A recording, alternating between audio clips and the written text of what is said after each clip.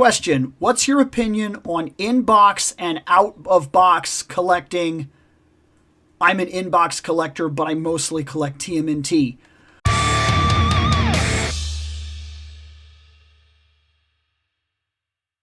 So here's the thing, man.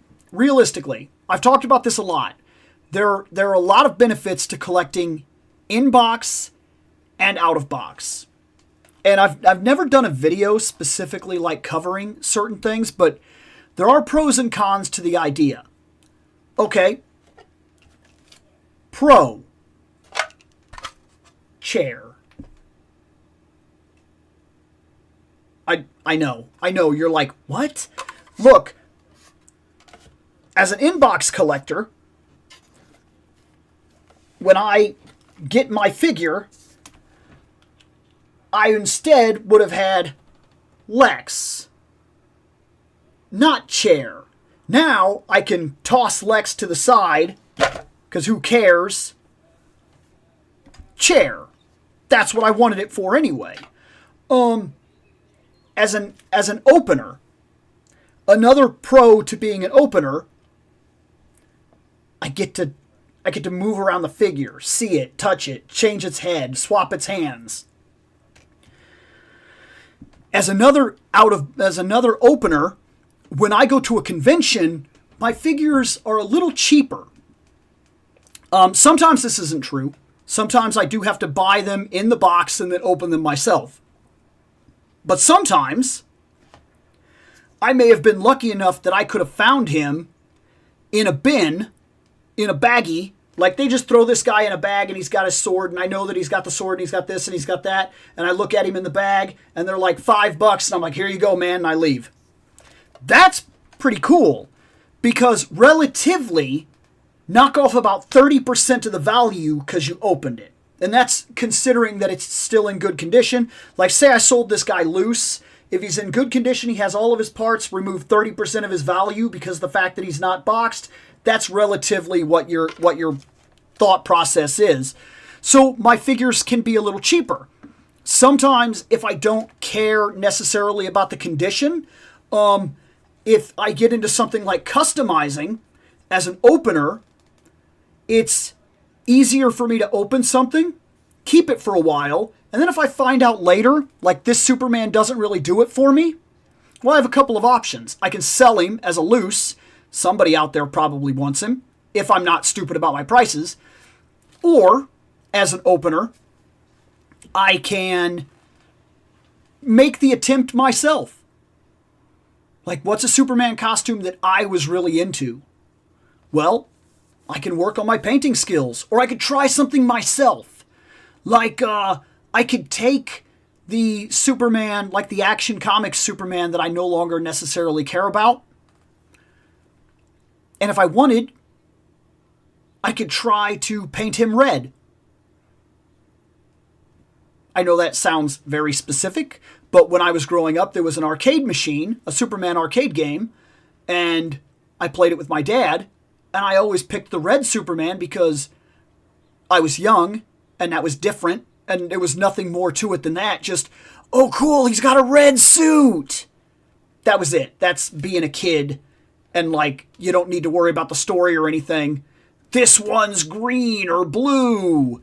Like, that's all it was. But, like, I could try that myself. I could pull the figures apart.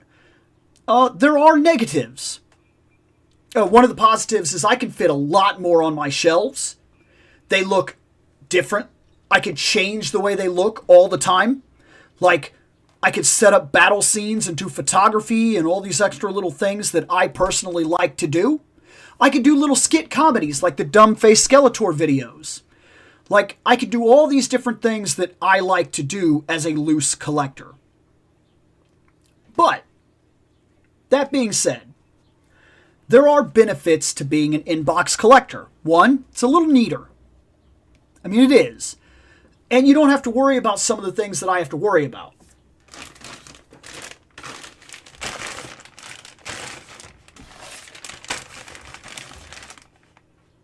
Like, that's Frazetta Icons. That's DC Multiverse. That's the first bag of hands for Marvel Legends. Those are Marvel Legends heads. There's like 5 or 6 bags over there. I'm about to add to those bags, actually, because we opened some stuff. And so now I got more hands and effects and heads. And, of course, I have to store all of those. That could be a problem. It could be a problem trying to figure out where you're going to put all this stuff. Like, are you the kind of person that buys, like, 3 or 4 or 5 Captain Americas? Well, now you have 3 or 4 or 5 shields. If you only end up displaying one Captain America, where do all the other shields go? If you're the kind of person that keeps everything. Or you constantly got to worry about, like, shuffling things out. But if you do choose to sell something, like, oh, you know, this Spider-Man really doesn't do it for me anymore. Now I have, like, the quintessential Spider-Man I've been looking for, so I'm going to get rid of these other 2. Crap. Now I've got to, like, go find pictures of them, figure out what hands and accessories they came with, try to find them in this mess of 3 different bags that are like this, find the hands that I'm looking for, put them all together, find the effects, bag that guy, and you got to be careful about the bags you've used, because I've heard you can cause problems by using the plastic bags that have, like, acid in them. It can, like, eat the paint out and stuff like that. So that's supposedly a big problem. As an opener, there's always the chance that I might accidentally leave these guys in a very specific position where, like, the sun hits them. And over time in this room is every single day, the sun comes up and the sun comes up and the sun comes up and the sun comes up. Hopefully it keeps doing that throughout the course of my lifetime. And as it keeps doing this, and if I have the windows open or something like that, and the sun comes in, it goes across the shelves, sooner or later you may get color bleed. Because that happens depending on the kind of plastic and stuff like that. The sun will actually pale the colors out and bleed the colors away.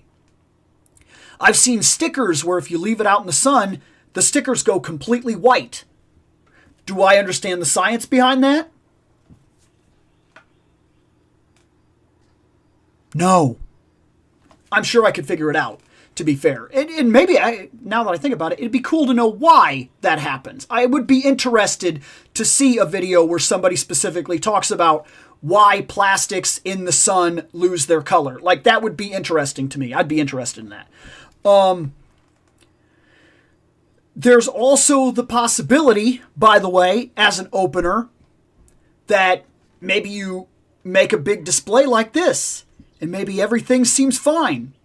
And then maybe one day you're sitting in here, and you're duping along in your life, and all of a sudden, a plane flies overhead, and it's way closer to your house than you think. And it goes, you know, because it's a plane, and then your whole house shakes, and then stuff falls over. And then it creates a domino effect, and it goes, and a bunch of stuff falls, and then you're over here like,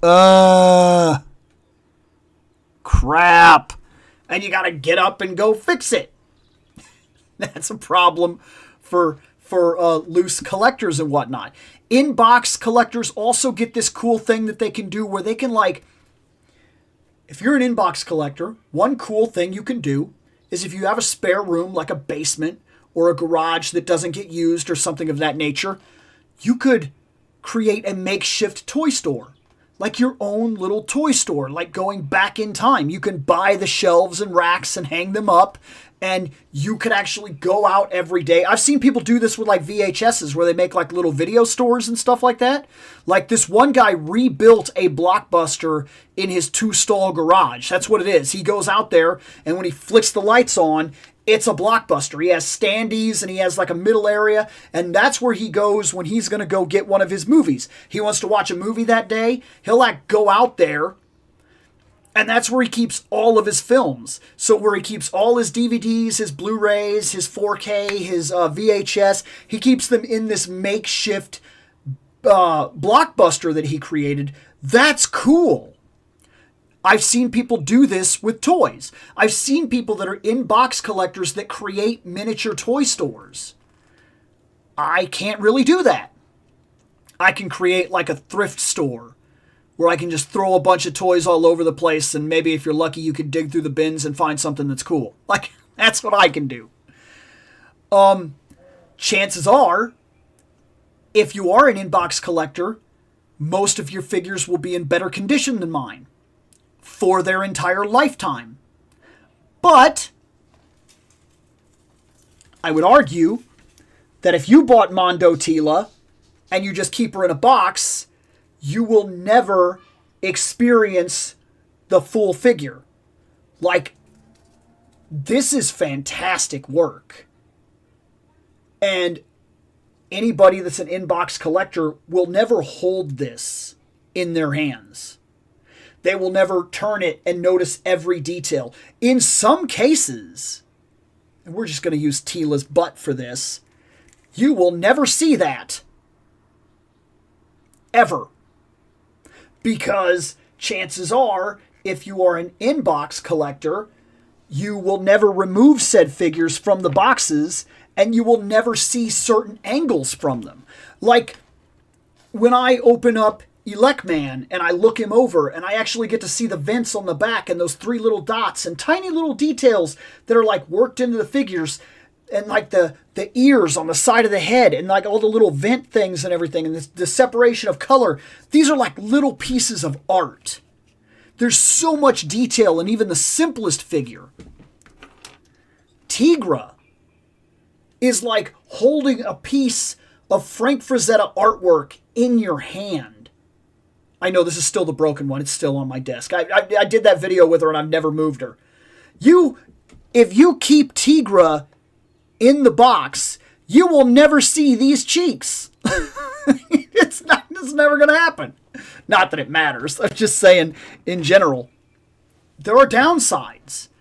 If you're an inbox collector, say you get the Rise of Evil pack from Motu. Well, if your Rise of Evil is Keldor, unless you open it, take the chance of damaging the box, cut the plastic, remove the head, and put the Skeletor head on, you will never see this. It'll be in the box, but it'll never be on Keldor's head. You lose out on certain aspects of the toys in general. But, as an inbox collector, your stuff will always be neat. It will more than likely always sell for higher value. In fact, it will. If you have a perfect box and I have an open figure, if I sell this guy tomorrow and you sell this guy tomorrow, yours will more than likely sell at a higher value than mine. The only time this isn't true is with very specific figures and in very specific markets. Usually, something like Playmates over there, like the Star Trek, I buy these and people go, and I've had people almost have strokes where they like write in and they're like, oh my God, I cannot believe you just opened that. And I'm like, why? Like, she cost $4 in mint condition packaging. $4. Like, did you think she was a rare find? Did you think I just destroyed something that like guys, some of these figures don't go up in value. You're lucky if you break even. And sometimes you won't even do that. So you take a chance. I take a chance as an opener the same way that somebody takes a chance as an inbox collector. Say you have, I know this is going to be a weird one, but say you have Barbie Spock. Okay? You have Barbie Spock. I bring this up because I actually do have it. I have like 2 Barbies. I know that's weird to say. They're both Star Trek figures. One, because it was bought for me, it was a Spock. Somebody bought me a Barbie Spock, and I was like, oh, he does look like Spock. That's pretty cool. And so I put him in the corner. He's never been opened because like I don't have anything that would match him, so like he just kind of sits in the corner. And then, strangely enough, about a year before Toys R Us went under, I was at Toys R Us and my kid said, you know, we were there for her birthday, and I was like, you can get anything you want. And this is one of those moments that, like, I don't know, I guess you'd call it like super personal or whatever, but like every now and then, man, there are things I look back with my kid and it kind of floors me. Like, we went in there, I gave her all her birthday money. She's all loaded up and everything. She's running around in Toys R Us looking at everything, and she sees Uhura, and it's a Barbie, and she's like, that's what I want. I'm like, really? I'm like, you know that's Star Trek, right? And she goes, yes, I know. And I'm like, okay, I mean, you can get whatever you want. It's your money. I'm not stopping you. If this has caught your attention for whatever reason, that's fine. I buy it. We go home. She gives it to me. She didn't buy it for her. She took her birthday money on her birthday, went to Toys R Us, found a Star Trek toy, bought it, didn't tell me it was for me, because I think she knew that I would have been like, no, this is your birthday, you get a thing. And then she waited till we got home, and then she gave me the box. And I was like, you didn't have to get me a thing, this is your birthday. And she's like, yeah, but you needed this. And I'm like, well, I didn't, but like, now I've never opened it. Now, say as an opener, I opened Barbie Spock. I would have lost a decent amount of money. I think he goes for 170 and sometimes over $200 easy, Barbie Spock. I think he does. And I think if you have all three, like as a group, they sell for nearly $400. But I'll bet you, if you opened Barbie Spock and lost some of his stuff, and you only had the Spock, which is a risk you take as an opener, he's probably worth like $30. I mean, that sounds like a major dip, like from $200 in box mint condition with all of his stuff down to like Barbie Spock loose with some dust on him and none of his gear. That's probably like a $30 figure. So the thing is, I don't think anybody's wrong for choosing either way. I think you might be in the wrong if you think that you're getting into this hobby for monetary gains. Like, if you think you're buying all this so that you can invest, so that you could sell it back at a later time because these toys are just going to go up in money, I think you're going to be really shocked that you probably just wasted a lot of your time, money, and effort in something that does not yield the return that you think it yields. And you probably would have been better off with the tactile experience from touching toys. Like, but I completely see and understand why each person collects different ways. And for some people, it makes more sense to collect in box. There's something about the novelty of that window. And like putting it on the shelf and creating like a Toy Store-esque experience where you can come in and look at the stuff and everything that's really cool that I can't do. Like, I don't have that ability because I am an opener. But I also think that you miss out on certain things, like if you have movie turtles in a box, that's cool. But I have movie turtles out of a box that I can move around and pose and take pictures with and like do goofy stuff, like do funny Michelangelo faces while they're eating pizza and stuff. Like, for me, as an opener, for me, opening, there were more benefits to it because of the kind of person I am and the kind of interests I have. For somebody else, very different argument. And I don't think you're wrong for choosing one or the other. I think there's ups and downs to either choice you could make. I know that's a long answer, but this is a topic that a lot of collectors battle with all the time, and there are deep reasons both good and bad on both sides depending on what you choose to do. And I'll say that if you choose to do both, I don't think you're necessarily doing yourself a favor, because I think you're doubling up on your money that you'll never get back. The idea that you buy one to have in box and one to have out of box so you can have both, like, so you can live in both sides. If you have the money to live like that, that's very cool. Like, I'm happy for you. But I don't know many that actually can survive with that level of drop into this hobby over a sustainable time. That's where I am with that question.